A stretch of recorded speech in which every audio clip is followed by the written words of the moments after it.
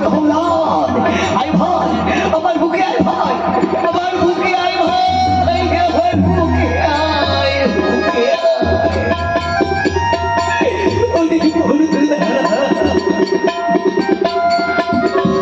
আমি বুঝতে পারিনি রে ভাই,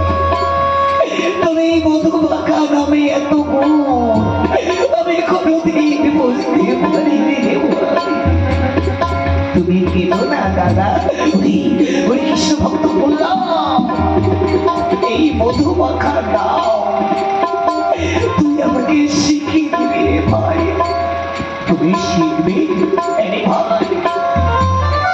আমি শিখবো। তোর পিতার কথা শুনে আমি অনেক পাপ কাজ করেছি, এই পাপ কাজ